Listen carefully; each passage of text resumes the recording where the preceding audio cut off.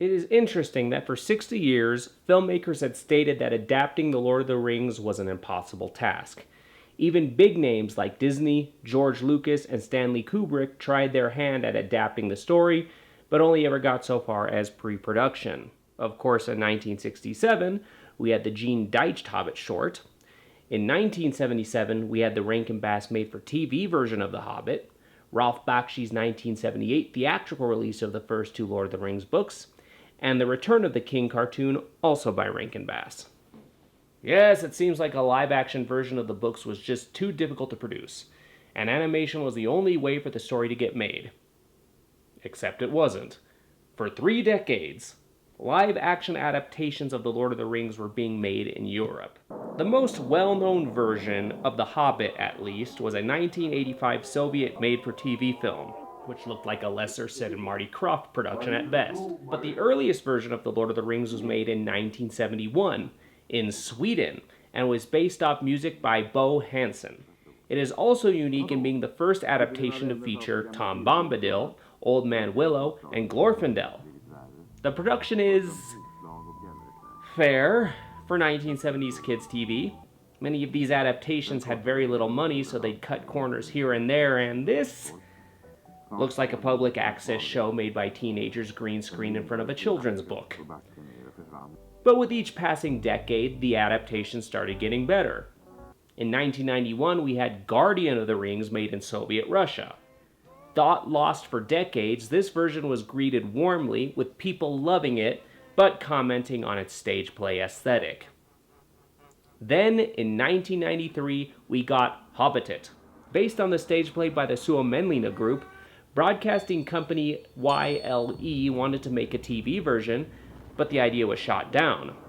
A second attempt at filming concerned adapting a musical version of Tolkien's poems from the play by Tony Edelman, but this too fell through. Eventually, Timo Torikka, who spearheaded the project, came to a solution. Filmed as a 9-part series, this version of the story is greatly different from the source material in one specific way. It is told from the point of view of the hobbits Sam and Frodo, so many scenes have been excised. For instance, the Battle of Helm's Deep, Rohan, Isengard, and other moments from the books are removed completely as Frodo and Sam aren't present. In fact, the story is set as a flashback, with Sam recounting his adventures to some children. The first episode is actually a retelling of The Hobbit, focusing on how both Bilbo and Smeagol got the ring. Episode 2 jumps immediately into Frodo's story, with Frodo getting the ring and leaving the Shire. Episode 3 has our 4 hobbits encountering Old Man Willow and the Borrow Right, only to be saved by Tom Bombadil. Episode 4 has them reaching the Prancing Pony and meeting Strider. Episode 5 focuses on Weathertop and Rivendell, in which the Fellowship is formed. Episode 6 has the group in Moria and Lothlorien. Episode 7 has Frodo and Sam meeting Gollum for the first time. This episode also focuses a bit on Gandalf's return. Episode 8 has Frodo going to Cirith Ungol and meeting Shelob. And Episode 9, of course, ends as the book ends, with the ring being destroyed and Frodo traveling to the Grey Havens, but it also focuses on saving the Shire from Saruman. When Hobitit was released in 1993, it was met with success. For the time, this has the best production values of all the adaptations. The use of miniatures, blue screen, and real locations helped this production to find its foothold, although there are times when the VFX can look a bit shoddy.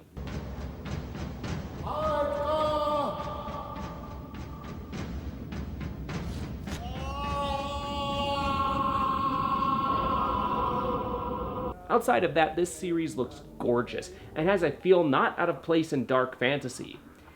Even though it did excise many plot elements, some were happy with this take. Juho Grøndahl praised the show for focusing on Sam and Frodo, and even said that Peter Jackson's focus on the epic and flamboyant parts of the story aren't the most endearing parts. So all in all, this is a great curiosity. I highly recommend it for all fans of Lord of the Rings. I recommend it for fans of television and for fans of dark fantasy, because, I mean, look at this. I'm the Cinema Fanatic. I will see you next time.